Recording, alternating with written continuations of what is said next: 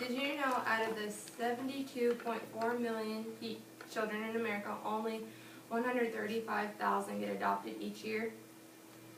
This just proves not a lot of kids get the same privilege that my brother Jonathan and I did. I'm going to tell you about how my adoption went step by step, and also how the communication between visiting the lawyer and the child services and the courtroom helped me to be able to communicate better in my society. A lot of you know that I was adopted my freshman year of high school. It was a big change for me and my family, and I believe that it helped me communicate better with society, because some kids don't know what happens during the adoption process, or kids who have been adopted sometimes feel like it's weird that they're adopted and that they have to explain everything all the time. In the beginning of the adoption process, it involved me going with my dad to the lawyer up in Lexington, so I could sign paperwork, because in Missouri, children who are over the age of 14, I believe, can sign over their own rights, saying, hey, I'm allowing this person to be my actual parent. I want my last name changed. This paperwork tells the court that you no longer want your, telling them that the biological parent is not really had any contact with you, or the biological parent is not a part of your life. I was kind of nervous at first, mostly because it was being in front of a lawyer who had a lot of power and was going to be the decision-making person. When we walked in the building, the room had light gray walls, antique furniture in the lobby. The lawyer's office used as what Wood describes as environmental factors, because it makes you feel comfortable and it helps you think. It definitely helped me calm down a little bit, especially with the music. They were playing very classical, slow music, and it kind of calmed my nerves down a little bit.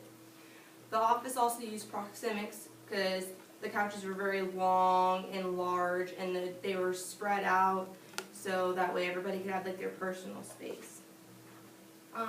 When my dad and I finally got to go into the back room, the lawyer stood, which was a symbol of power and kind of I think, a respect for us as well.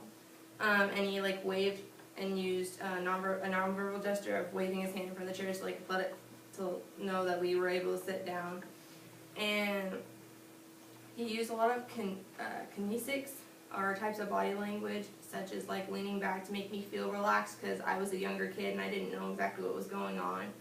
And he handed us paperwork. He was professional, and he not only did he didn't really dumb down the language, but he made it understandable for a younger kid like me to understand, but also kept it mature, so my dad didn't feel like he was trying to dumb down the whole process.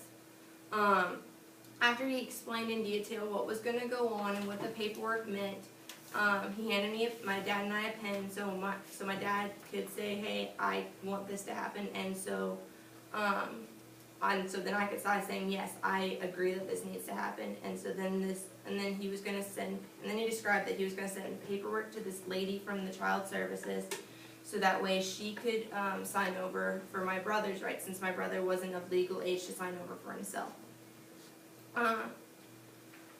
Then he told us about how the lady was going to come over to interview us and look at the house to make sure my brother and I were in a safe, stable condition. After about 2 months of talking to the lawyer, the lady came from the family support division. She was very incredibly nice and respectful.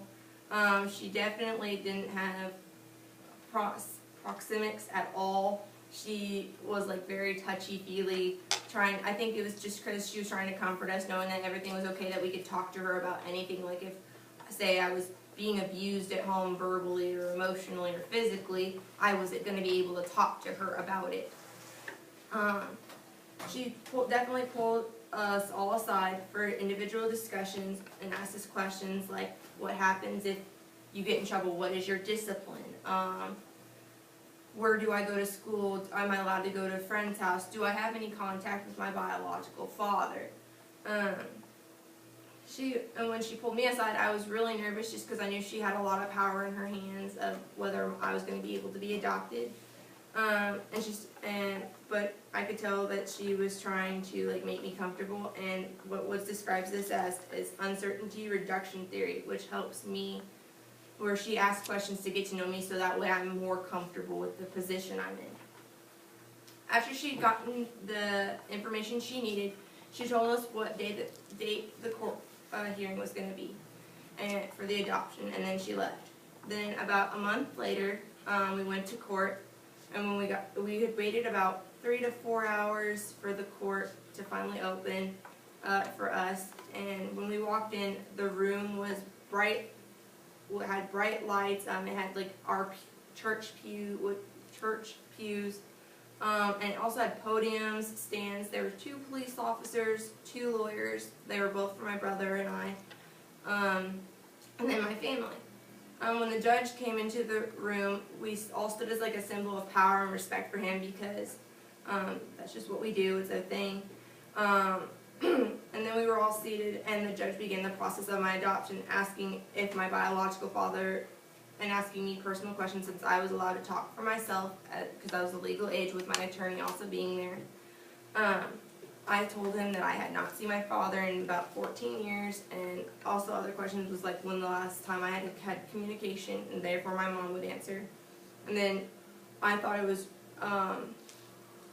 then I saw the lawyers also had direct eye contact with the lawyer with each other, with us, and with the judge at all times, which is a form of non-verbal communication, as Woods points out. And then after about 20 to 25 minutes later, the judge told us to rise, and he let my family and I watch as he signed the document so that my last name could get changed.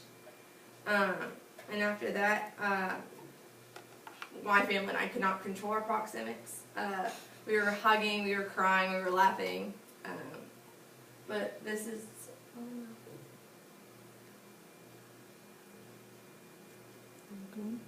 Push down. Up. Okay. But I thought all this helped my communication, so I could better talk to kids about adoption, and knowing that they're not alone with this whole process of adoption.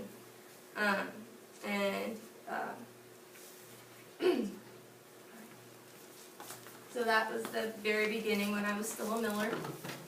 That's the lawyer that helped sign over our rights. That's the judge. And then that's our child services lady who came in. And then that's the card that my mom made for our adoption. All right. Thank you very much. Let's give her a round of applause. Thank you, Caity.